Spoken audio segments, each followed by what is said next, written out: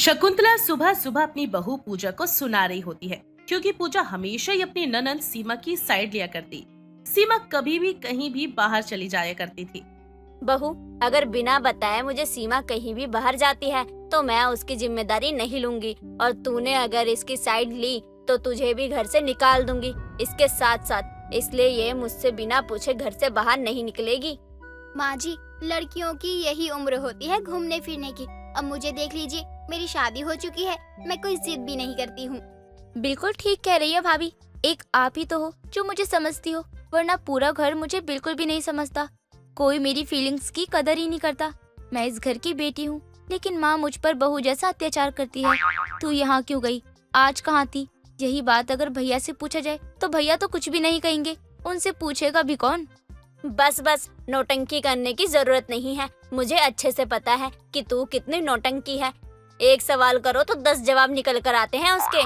माँ जी, अभी तो घूम फिर लेंगी, वरना आगे जाकर कौन कैसा मिलेगा क्या पता। ऐसे ही समय बीत रहा था और पूजा अपनी ननंद सीमा को पूरा सपोर्ट करती। वो देर रात घर से आती तो भी पूजा चुपके से घर का दरवाजा खोल देती और सीमा अंदर आ जाया करती। शकुंतला को कानों कान खबर नहीं होती। एक रोज देर रात सीमा किसी बाइक वाले के साथ घर आती है।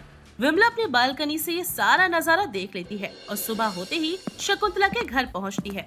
अरे शकुंतला, कैसी है? बड़े दिनों बाद तुझे देख रही हूँ। आजकल तो तू बाहर घूमने भी नहीं आती है। अगर घूमने आई होती तो तुझे बताती मैं। तेरे आस पड़ोस में आखिर चल क्या रहा है? अरे तेरा बस एक ही काम है, आस पड़ोस के घरों की खबर रखना और किसके यहाँ क्या चल रहा है ये जानना। ये बहुत गलत है। अपनी आदतों में सुधार ला। इसलिए मैं तुझसे मिलने नहीं आती। इधर उधर की बातें करने लगूंगी तो चुगलियाँ होना शुरू हो जाएंगी। अरे तुझे मैं एक पते की बात बताती हूँ, जिसे सुन के तेरे पैरों तले जमीन खिसक जाएगी। अब किसकी बेटी भाग गई जो तू ऐसे बातें कर रही है? बता, क्या हुआ है? यहाँ मैं कुछ भी नहीं बता सकती। जो भी बताऊंगी अकेले में बताऊंगी, और शाम में तू पार्क में आ जाना, वहीं मिलते हैं। अभी चलती हूँ मैं, बहुत सारा काम करना है मुझे। बहू मायके गई हुई है। इतना कहकर विमला शकुंतला के घर से चली जाती है। शकुंतला के घर से विमला के जाते ही पूजा, जो कि किचन में काम करते हुए ये सारी बातें सुन रही थी, वो खुद से मन ही मन कहती है, जरूर विमला काकी ननंद जी के बारे में कुछ बताने आई होंगी। उनको कुछ पता चला होगा, तभी वो यहाँ माँ जी को कुछ बताना नहीं चाहती। वरना आते ही सारा भांडा फोड़ने लगती हैं कि आज ये हुआ, कल वो हुआ था। वैसे मुझे क्या करना, मैं तो बस ननंद जी को बिगाड़ने के लिए उन्हें सपोर्ट कर रही हूँ, और ननंद जी को लगता है कि मैं उनकी भाभी जैसा कोई नहीं है। सीमा क्लब जाती, अपने दोस्तों के साथ घूमती फिरती और साथ ही नशा भी करती। ये सारी बातें पूजा को पता थी, लेकिन घर में कोई और भी सीमा की इन बुरी आदतों के बारे में नहीं जानता था। पूजा भी खुश थी कि उसकी ननद बिगड़ रही है। अब देर शाम शकुंतला जब विमला से मिलने जाती है तो शकुंतला को उसकी पड़ोसन विमला बड़े ही प्यार से समझाते हुए कहती है, 2-4 दिनों से तेरी बेटी सीमा को देख रही हूँ। एक बाइक वाला उसे रोज छोड़ने आता है, जिसे गले मिलकर वो तेरे घर के अंदर आती है, और तेरी बहू घर का दरवाजा खोलती है। करीब रात के 12-1 बजे की बात है, तेरी बेटी घर के अंदर आती है। विमला, तू मुझे मेरी ही बेटी के बारे में ऐसी बातें बोल रही है? तुझे शर्म नहीं आ रही? अगर मैंने तुझे अभी कुछ बोल दिया ना तो तेरा मुंह बन चुका होता।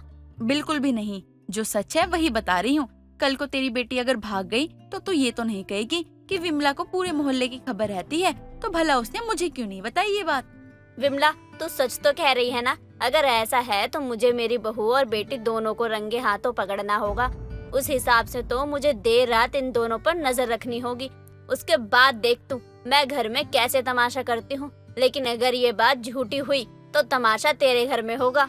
शौक से आकर मेरे घर में तमाशा कर लेना शकुंतला, लेकिन जो सच है वही बता रही हूँ मैं तुझे। कोई झूठ नहीं बोल रही हूँ मैं तुझसे।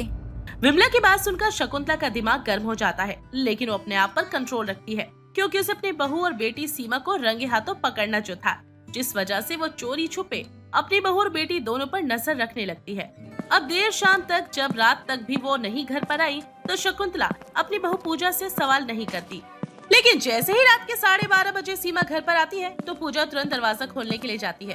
सीमा नशे के हाल में हिलती हिलती घर पर आती है और उसके सामने उसकी माँ खड़ी होती है, क्योंकि वहाँ पर शकुंतला पहले से ही खड़ी थी।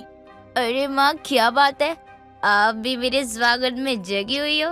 और ये क्या माँ, आप तो पीकर भी आई हो। कितना हिल रही हो आप रुको। भाभी, माँ को कमरे तक छोड़ के आओ, मैं तो खुद चली जाऊंगी। सचमुच माँ जी सामने खड़ी है, आज आपको कोई भ्रम नहीं हुआ है। माँ जी इसमें मेरी कोई गलती नहीं है, जैसा ननन जी ने मुझे कहा मैं वैसा ही कर रही हूँ। हाँ हाँ बहू, क्यों नहीं। मेरी बेटी ने तेरे कान पट्टी पर बंदूक रखकर कहा होगा, भाभी रात के 2 बजे मैं बाहर से आऊँ तो दरवाजा खोलने के लिए तैयार रहना, मेरे बुरे कर्मों में मेरा साथ देती रहना, वरना मैं आपको मार डालूंगी।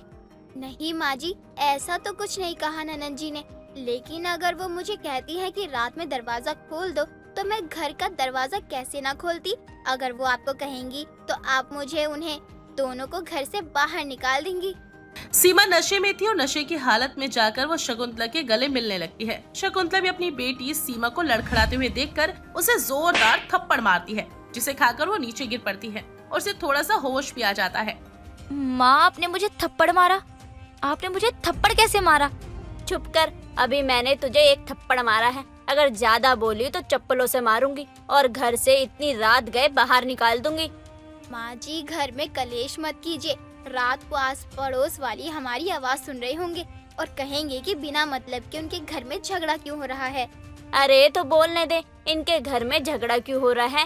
माँ जी आइंदा से ऐसी गलती नहीं होगी। अगर आपने कभी मुझे दरवाजा खोलते हुए भी देखा तो आप मुझे घर से निकाल देना। ननन जी आपके साथ आपके कांड में मैं कोई साथ नहीं दे सकती, मुझे माफ कर देना। बहू तू तो बड़ी आसानी से बच निकली, लेकिन अब मैं अपनी बेटी के हाथ पीले करके रहूंगी। आज के बाद से तू घर से कहीं नहीं जाएगी जब तक तेरी शादी नहीं हो जाती। तुझे विमला ने सब सच सच बता दिया था।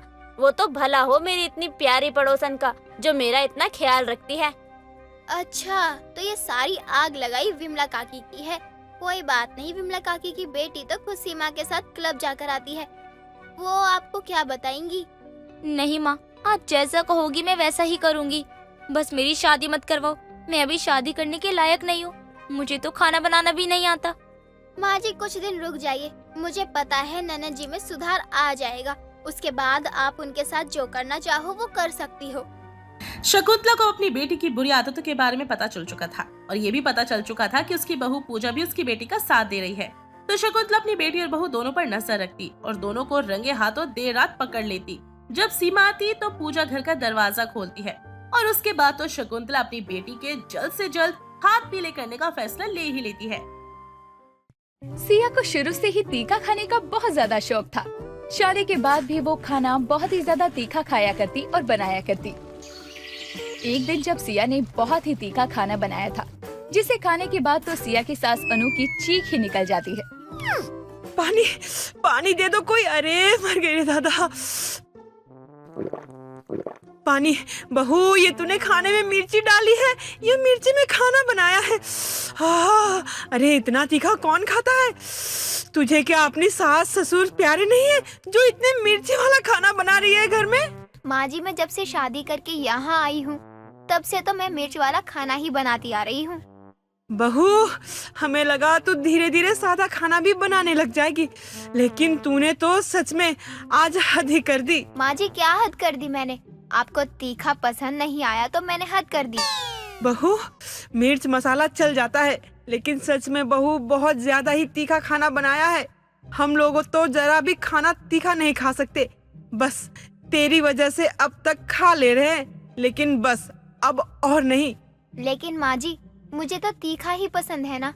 बहू मैं तुझे तीखा खाने से मना नहीं कर रही हूँ, लेकिन तू अब बस हमें माफ कर दे। मुझे नहीं पता, लेकिन अब तक हम लोग कैसे तेरा बना हुआ तीखा खाना खा रहे थे। माँ जी आप कहना क्या चाहती हो कि अब से मैं कुछ तीखा ही नहीं बनाऊंगी। हाँ बहू मैं यही कहना चाहती हूँ, तुझे तीखा खाना है तो मिर्च खा, लेकिन हमें मिर्चियों वाला तीखा खाना मत खिला, वरना मेरे बचे कुचे जो दिन बचे हैं वो भी नहीं रह पाएंगे। मैं चल बसूंगी। ठीक है माँ जी जैसा आप कहें। सिया अब खाने के साथ तीखी मिर्चियाँ खाने लगती है और वो सिया को बहुत ज्यादा पसंद आती है। कुछ दिनों बाद सिया और अनु दोनों पड़ोसन कोमलिका के घर दावत में जाते हैं। अरे अनु तो इतनी लेट क्यों आई है, तूने तो आने में इतनी देर कर दी कि मुझे लगा अब तू आएगी ही नहीं। खैर अच्छा हुआ तू आ गई, पता है अभी मैं तेरी ही बात कर रही थी। चल अब कोमलिका झूठ भी मत बोल, तू कहाँ मेरी बात करने लगी? एक तो तू पहले ही लेट आई है और अब मुझसे बातें करने लग गई है। अरे चल, दावत भी शुरू हो चुकी है कब से। चल, मैं तुझे प्लेट देती हूँ। कोमोलिका आंटी, आपने तीखी मिर्च तो रखी है ना? तीखी मिर्ची? वो क्यों बहू? क्यों क्या, मुझे तीखा खाना पसंद है ना। अब आपने मेरे लिए तो बस तीखा खाना ही नहीं बनाया होगा, तो मैं पूछ रही हूँ कि मिर्च है ना तीखी वाली? बहू, तू किसी के घर में दावत में आई है, यहाँ जो है वो खा लेना, अपनी मर्जी का नहीं मिलने वाला। क्यों माँ जी, दावत रखी है तो सबकी पसंद का ध्यान भी तो रखना चाहिए ना आंटी को। आंटी, मैं क्या कुछ गलत बोल रही हूँ? अब आप ही बताओ, मुझे तीखी मिर्च पसंद है तो पसंद है, इसमें क्या बुरी बात है? अरे कुछ गलत नहीं बोल रही है बहू। और हाँ, मेरे घर में मिर्ची है तो खा लियो जितनी खानी है। खुश अब? अच्छा, अब ठीक है, चल अब दावत के लिए। अरे हाँ हाँ, चलो अब। कोमलिका अनु और सिया को लेकर जहाँ खाना था वहाँ ले जाती है। सिया खाने के साथ साथ तीखी मिर्चियाँ भी खाने लगती है। वहाँ आए लोग सब सिया को ही घूरने लगते हैं कि आखिर वो इतनी तीखी मिर्चियाँ कैसे खा रही थी। कुछ देर बाद एक राघव नाम का लड़का सिया को मिर्चियाँ खाते हुए देखता है तो उसके पास जाता है। मैडम जी, इतनी मिर्चियाँ क्यों खा रही हो? रोना चाहती हो या अपने आंसुओं को छुपाना चाहती हो? अरे ओ, इंसान की अपनी मर्जी से कुछ खा नहीं सकता है। मुझे मिर्च पसंद है तो खा रही हूँ मैं। लेकिन आपको तीखा खाने की क्या ही जरूरत है? आप तो वैसे ही बवाल मचा रही हो। अगर आप इस तरह बकवास करते रहे ना तो मैं बवाल मचा रही हूँ, वो अलग बात होगी, लेकिन आपके साथ क्या क्या होगा वो आप नहीं सोच सकते हो। इसलिए अच्छा होगा कि आप जाइए यहाँ से। क्या मैडम, आपको तीखा पसंद है तो आप तीखा खा रही हो, और मुझे आप पसंद है तो मैं आपको देखूं भी ना? क्या मैडम, इतना भी जुल्म क्यों कर रही हो? अच्छा, आपको मुझे देखना है, चलिए कोई बात नहीं, मैं आपकी ये इच्छा भी पूरी कर दूंगी। सिया इतना बोलकर राघव के मुंह में जबरदस्ती तीखी मिर्ची डाल देती है, जिसके बाद राघव चिल्लाने लगता है और पानी तलाश करने लगता है। उसे एक मटका दिखता है, वो उसे उठाकर पानी पीने लगता है। सिया को तीखी मिर्ची इतनी पसंद थी कि अब वो हर चीज के साथ तीखी मिर्ची खाने लगती है। कुछ दिनों के बाद में सिया अपने कमरे में बैठकर तीखी मिर्च और दाल चावल खा रही थी।